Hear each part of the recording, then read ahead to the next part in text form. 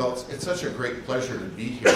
I want to congratulate Paul Glasserman, Harry Manescape, Paul Tetlock for the amazing job they did organizing this, and last year as well. I told my wife when I was coming here, I said, well, last year my favorite conference of the year was the News and Finance Conference, and I'm confident that this year it's also going to be.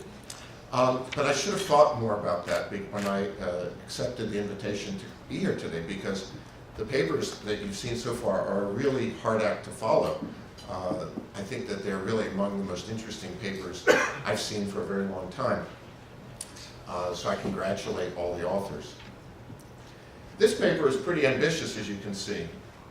How news and its context drive risk and returns around the world. That's a pretty general topic. And we are actually going to talk about the stock markets in 52 countries over the last 20 years. And we're going to not just talk about returns, but talk about returns and risk, and claim that we're learning a lot about text that's important for both risk and return all over the world. I don't think I have to convince this group that automated processing of natural language is creating lots of opportunities that we just didn't have even over, let's say, a decade ago. And that it's really transforming finance practice. One of the things we've noticed when we talk to people in Wall Street, as you're seeing here today, just about everybody is doing something with textual analysis. By the way, that's not just in the US, as we learned from our Norwegian friends today. But I'll tell you a funny story. I was down presenting this paper for the first time in Montevideo, Uruguay. And I was presenting it, and several people in the audience had textual analysis papers that they had done using Uruguayan newspapers. So this is really, I think, quite a remarkable and widespread transformation. What's interesting, though, and you saw it in all the papers today, is that the focus has been, first of all, mainly on the US, of course, not if you live in Norway or you live in Uruguay, mainly on the US. But the other thing is the focus has been mainly on very short-term things. In fact, we heard from our keynote lunch speaker that if news has been out for 15 minutes, it's useless, forget about it. Well, I'm going to try to convince you that that is very much not the case. We're going to be looking at 1-year time horizons. And we're going to be asking the question, can returns over the next year and risk, as I'll describe in a minute, over the next year, can we find relationships from current textual flow that's relevant for those horizons and those measures? And we're going to show you that we can find very strong evidence of that. We think that's kind of interesting. At the end, maybe we can talk a little bit about how do we interpret that? How do we think about those results from the perspective of market efficiency? My own view is I don't think they're really inconsistent with market efficiency, because these measures themselves really weren't available to people at the time that the markets were making decisions about pricing. And so it's a little hard to blame people for not knowing things that they couldn't possibly have known. In that sense, there's a conundrum at the heart of finding these relationships, what they actually are telling us, what's driving them. But that's a topic that we'll get to in the Q&A, I hope. So we're going to look at measures. Most of the discussion, although today's papers are a little different, most of the discussion in the literature is looking at individual stocks. We're going to be looking at country returns, and country returns evaluated at the monthly level, and we are going to be looking at them for 52 countries, and also risk measures related to that. We talk about this, our description of text as a theory-neutral approach, and what we mean by that is that we're just not bringing any of our own opinions about what words mean or what words should be included. We don't think that our conclusions are influenced by our opinions about those. We're letting the text speak for itself. And we're going to contrast that with some other approaches to looking for uncertainty in text flow that at these longer frequencies that have arisen in the macroeconomics literature that are a little different, that tend to actually have an a priori list of words and then look for those words. So our approach we call theory neutral, by which we just mean we're not bringing any of our own thinking about what words are important to the analysis. We're going to divide emerging market countries, EMs, from developed markets. I'll talk more about how they differ. They do differ. On the one hand, there's a real advantage to aggregating across countries because you get more statistical power. On the other hand, you don't want to aggregate things that are fundamentally different. And what we found is that it's very beneficial to make the distinction between developed and emerging markets when thinking about the concepts we're going to talk about. So what are some of the key findings? Lots of measures are very relevant. Emerging markets and developed markets are similar in some ways, but they differ in some other ways. When thinking about the effects of word flow on returns and risk, it's very important to get the topical context straight. So, for example, I'll come to the details in a minute, but we've talked a lot about sentiment. But if sentiment is positive, we're going to find in one context and in one time period and in one set of countries, one topical context, that could be a positive thing, but in a different topical context or in a different time period, that could be a negative thing. And we think that we understand why that's going on, but it's kind of puzzling and interesting. So the notion that sentiment matters irrespective of topical context is not correct in our data, nor is it true that it matters consistently over time.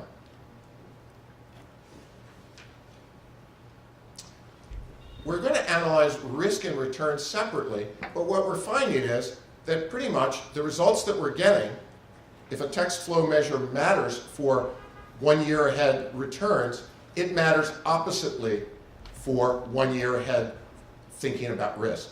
And so you can think about this as a sort of natural, it's not necessarily going to be true. Could be that it's more complicated than that, but it looks like, roughly speaking, news is about risk. So when the news is good, it means risk is less and expected returns are higher. And when the news is bad, it means risk is higher and expected returns are lower. Our measure of risk, we're going to use a couple measures. The 1 month ahead measure we're going to look at is a volatility measure, very common in the literature. But we're going to find, when we look at returns, 1 year ahead returns has a lot more, we have a lot more explanatory content for that. And we're going to find that when we have a 1 year ahead measure of risk, we also have more explanatory power for that. And the measure we're going to use is drawdown. So just to define that right now, drawdown means looking ahead 1 year prospectively. What's the maximum percentage decline that the market experiences over that next year? Now, even if it recovers from that decline, it's that maximum decline that occurs during that year that's our measure of the downside in the market. So there are lots of reasons to want to look at these kinds of measures, not just because they give you a very good long time horizon measure, but also because there's a lot of evidence that returns, especially in emerging markets, have momentum effects, have non-normal kurtosis, and a lot of positive skew. And so it's very useful when you're thinking about risk to have this concatenation of returns that's a little bit less sensitive to those various influences. And the final thing to just intrigue you a little bit, we're going to do a little horse race, an out-of-sample horse race, between our measure and the Baker-Bloom-Davis measure. And in fairness, that measure was devised to forecast macroeconomic uncertainty.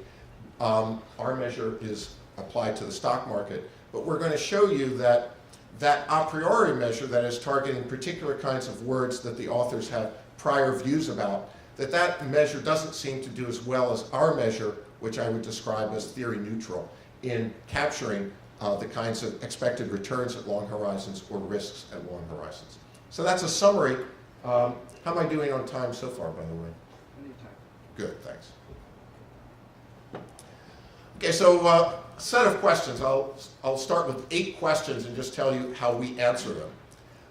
Question number 1, why are we doing theory neutral? Well, I mentioned, of course, there are other approaches out there that take a different approach here. One of the good things about theory neutral is it doesn't require you to have advanced knowledge of what's important. Another way of saying that is it also avoids data mining risks, where you're getting in sample. Let's face it, people are going out there experimenting with what words are helping, and then they're kind of saying, well, that's natural, and then they're focusing on those words. By not starting with our priors, by not having ourselves determine what the priors are, we sort of avoid that problem. That's especially useful because, as I'm going to show you, things change over time and things are different across countries.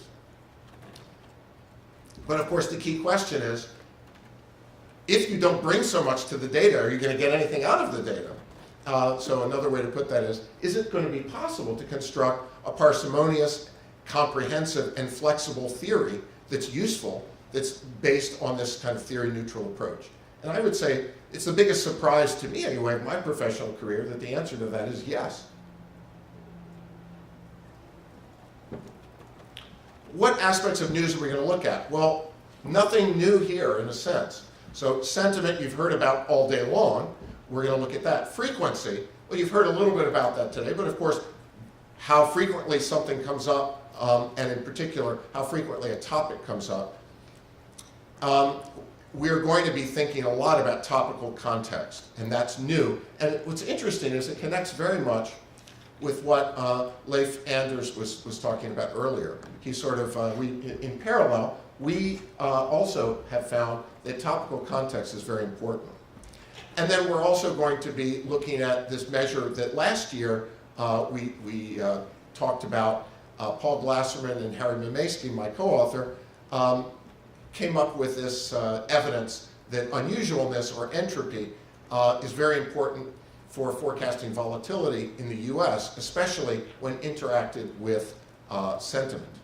We're going to find somewhat different results, not entirely different, but somewhat different results looking at 52 countries over 20 years.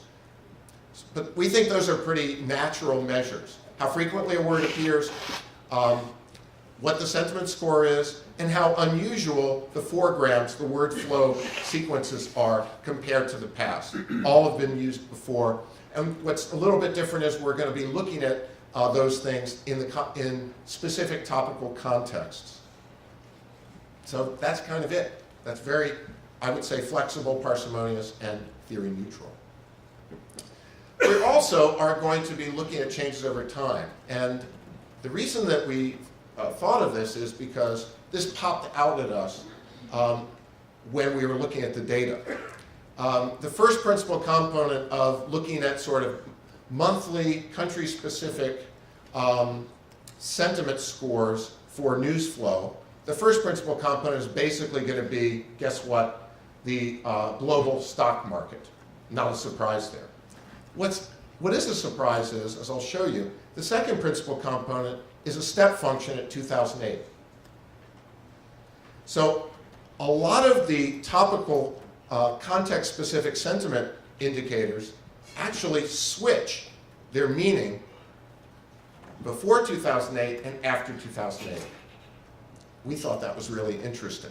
What that also tells us, of course, is that having seen this big change in 2008, it makes us more sensitive to the idea that there may be other changes, that over time you want to have a flexible framework that allows these measures to have varying importance over time. So we're going to show you a lasso model, a sort of rolling regression model that allows things to come in and out, become zero, become positive, switch sign over time. And we're going to show that that is actually a very powerful way to try to capture these. And we're going to do that in the context of looking at the out-of-sample properties of this. Okay, so how do we identify topical context? You heard earlier today with respect to Norway about using the LDA method. We tried both the Louvain method and the LDA method, at least on a pilot basis. What's the difference between the two? Well, first of all, the Louvain method for sort of distance across words, minimization, putting words into word clouds, puts words into an exclusive word cloud. So a word goes into one and only one word cloud, as opposed to the LDA method, which attaches weights across for a particular word to all the various topics. But it turns out that when you do our analysis both ways, you get very similar answers, which we don't think is very surprising. And the big advantage of the Louvain method is it's so fast.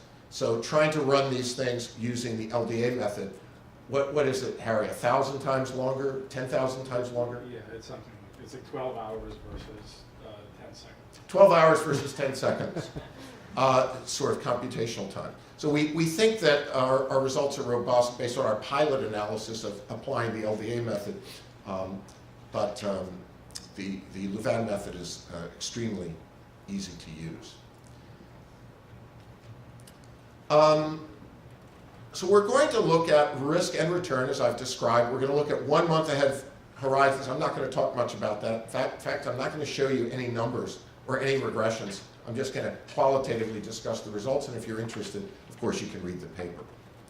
We're going to look at both a 1 month ahead horizon, where we're looking at returns and at volatility, and then we're going to look at a 1 year ahead horizon, where we're looking at returns over the year and drawdown risk. And as I said, we're going to find opposite signs when we look at that. A text flow that matters for 12-month ahead returns matters oppositely, typically, for 12-month ahead drawdown risk. The magnitudes of the effects of these monthly measures coming from text are much bigger forecasting things a year from now than they are in forecasting things next month.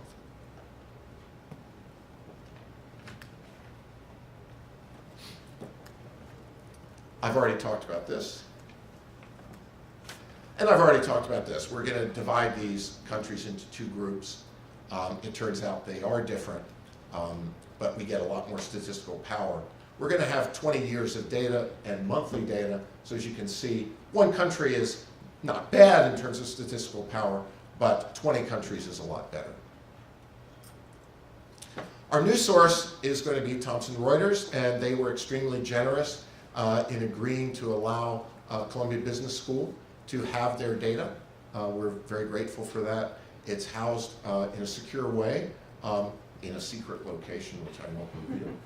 And we've been able to make use of it.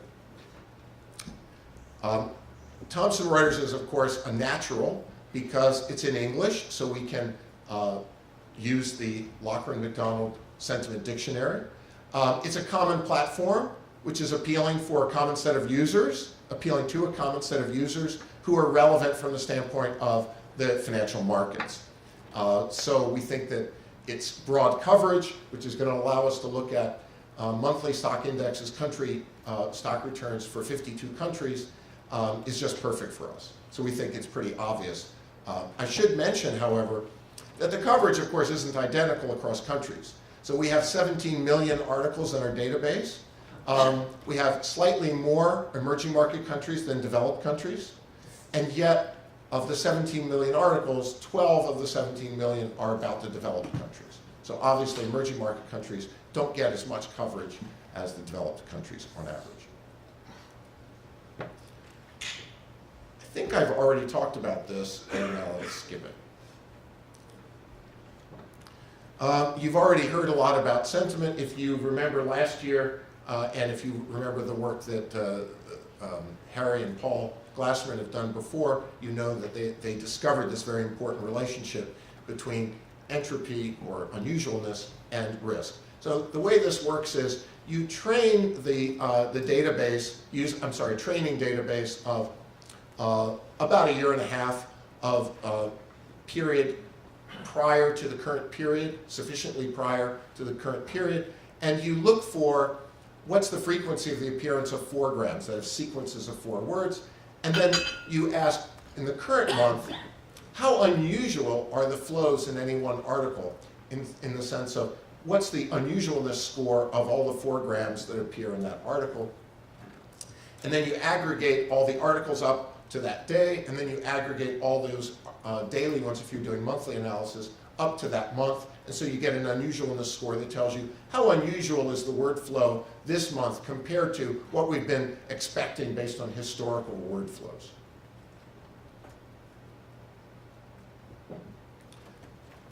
How do we figure out topics? Well, first of all, we have to come up with a list of words that we think are relevant words for thinking about financial economics. So what we did was we started with the index to a textbook I wrote about 16 years ago. And that starts us off with about 237 words that are obviously economics words. But we are not really thinking that that decision is very important, because then what we do is we look for co-occurrence with those 237 words, and we look to find all of the sort of relevant universe of words that co-occur a lot with them. So we think if we had started in a different place, we would have got pretty much the same 1,200 some words. So again, we think we've really not introduced our own judgment very much in constructing those words.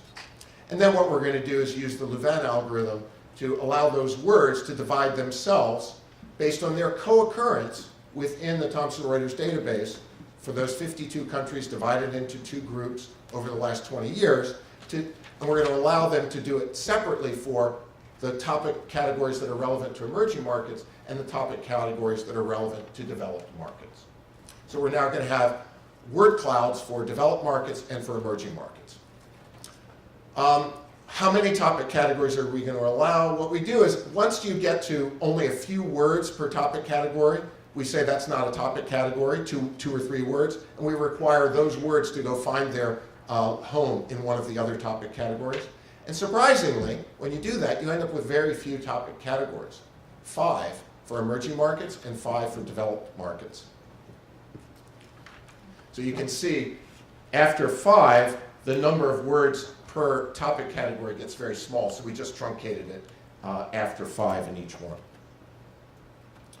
So here's emerging markets, and I know it might be a little hard for some of you in the back to read that. We were surprised initially, at least I was, at how intuitive these word clouds were, and it was very easy to come up with names for them. So the names that we gave them, which of course are arbitrary but nonetheless helpful, are market, which has words like percent, share, expect, government, which has words like government, state, president, commodities, which has words that you'll recognize as commodities, corporates, words like company, and for emerging markets, the 5th category is macro. For developed economies, the last category is different. So instead of, so there's also a commodities category, but you see that category to the left there that says credit. So instead of a macro category for developed economies, it's more of a credit markets category. So now we're in a position, how am I doing? I have 10 minutes left. So we're in a position to quickly talk about how these text flows matter. So we have 12 text flow measures. Entropy, we find it doesn't matter to interact entropy with sentiment, contrary to what Paul Glassman and Harry Mamaski found before. Article count, that says how many articles there are appearing this month. The sentiment interacted with the topic of market. So note that every article, and therefore every month, is going to have a topical weight. So every article, we look at the sentiment in that article, and then we assign that sentiment to each of the topic categories depending on the weight of that topic category for that particular article. So we're going to have a sentiment score interacted with a topic category for each month, and a frequency for how frequent the topic is occurring in that month. We're going to have it for the market category, government, corporate, commodities, and then the 2 that are specific, macro and credit.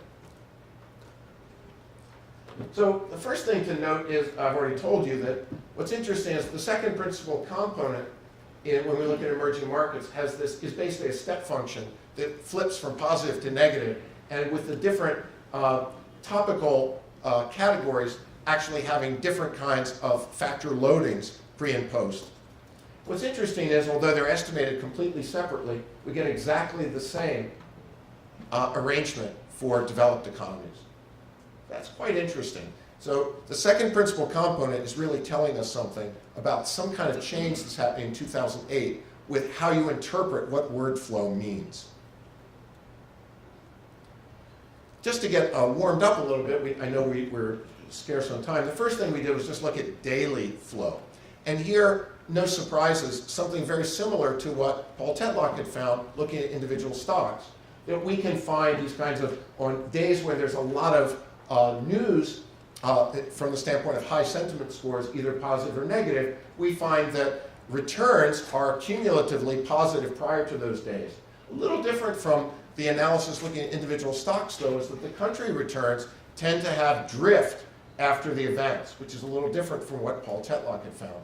And that is also connected to what I'm going to tell you about a very long time horizon predictability coming from these measures. And I'm not going to talk much about these in the interest of time.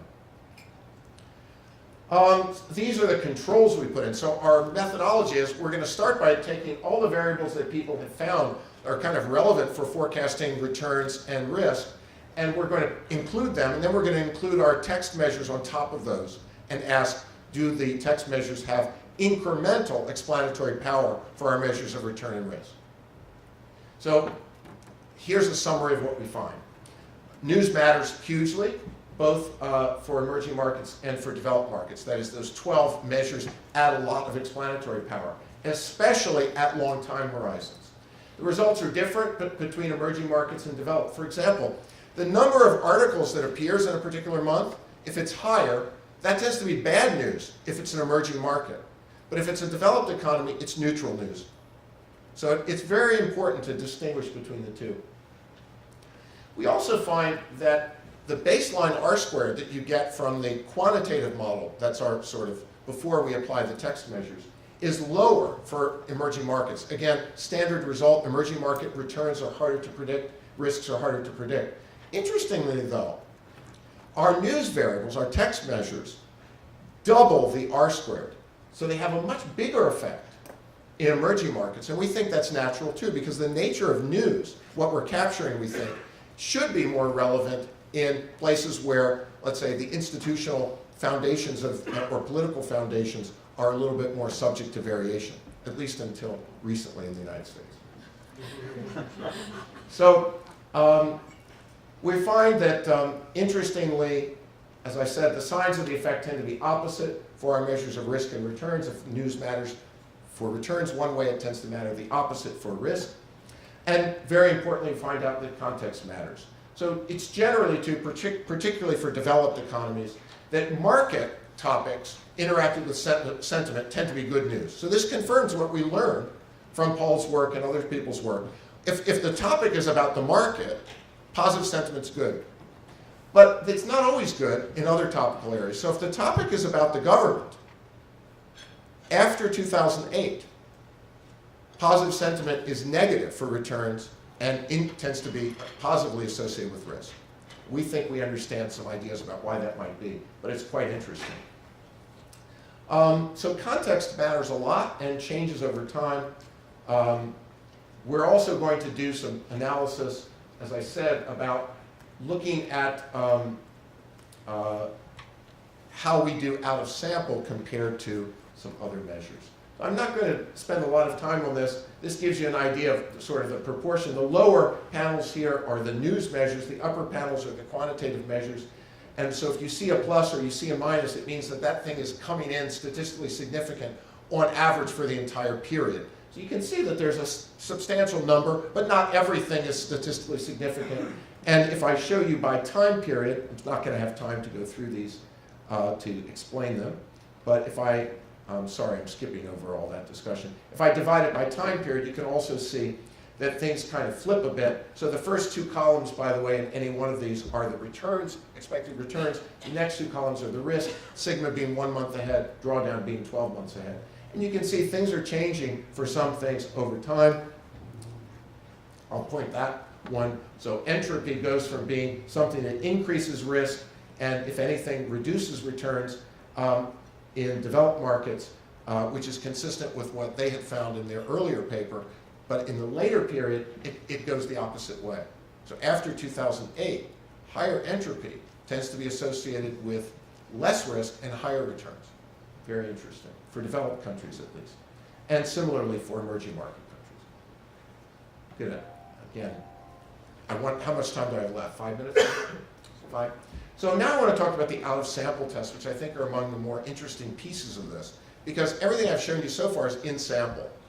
yes, we divided by period based on seeing where that second principal component told us that we needed to divide the sample in 2008.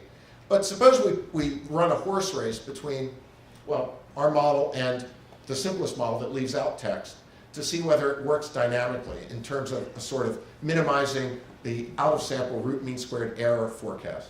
Or suppose we run it with as a horse race against the Baker-Bloom-Davis paper, the so-called EPU measure of thinking about how to capture uncertainty. And the headline there is that we do better. And that's because our measure is correlated with the EPU measure, but the part of their measure that's not correlated with our measure doesn't work. And the part of our measure that isn't correlated with their measure does. And our measure works better out of sample as a consequence of that too.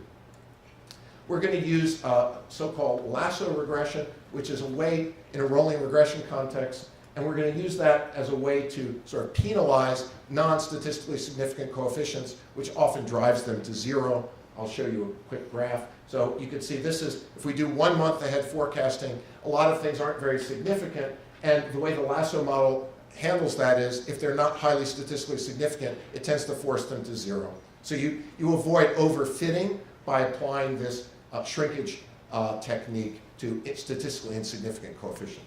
But if you go to 12 months, whether you're looking at developed or emerging, whether you're looking at drawdown or expected returns, you get highly statistically significant and high explanatory power results. Although, as you can see, these are maps of the coefficient values. You can see the coefficient values vary over time. So having the rolling regression is very good, not just because it divides the period at 2008, but because things actually are of increasing relevance or decreasing relevance over time. So it's very useful to have that 5-year rolling window. So when we look at the root mean squared error criterion, what you can see is comparing our model, which is CM here in the table, comparing it when you look at the 12-month returns or at the drawdown, which are the second row and the fourth row, you can see that we do better than a naive model, which only has fixed effects for the countries, or a base model, which only has the quantitative measures. And if we also run the horse race relative to the EPU model, you can see that we also, at the 12-month horizon, both for returns and for risk, also outperform their model out of sample. So I know I'm out of time, or close to out of time. What are our conclusions? We need to start thinking not just about 15 minutes or 1 day. We need to start thinking about longer-term horizons. We think that's natural because, I haven't managed to convince Harry to change the title yet, but I think what we're tapping into might be considered something like the Jungian subconscious of what's in the ether out there that people are talking about. And if that's true, it might be capturing something that's very relevant about longer-term sort of horizon events, and it sure seems to be. In fact, in our analysis, it's mainly relevant about longer-term horizon events. There are interesting differences of text that matter across emerging markets versus developed, across time, but also across context. And in fact, you get opposite results for sentiment depending on what the context is in which that sentiment's being expressed. We think that one of the reasons why that flips is that an article that's mainly about the government after 2008 that has negative sentiment may have been about problems that the government was solving. So that's another way to understand why it's really helpful to have a flexible approach to this that doesn't impose your own views, that allows contextual differences to matter as well as allows flexibility over time, because we can't think of everything. That's why we let models of text inform us. What are we doing next? We're going to be looking at currency returns and currency risk, which is both an important part. Everything I've shown you today, I didn't say, is all expressed in dollar returns for these 52 countries. We want to look at how much currency risks are driving equity risk, but we also want to look at currency risks in and of themselves. And then we're also thinking about actually trying to see whether you could devise trading strategies that would have delivered using these kinds of forecasts of risk and return. And if we do find those, you'll never hear about them. Thank you very much.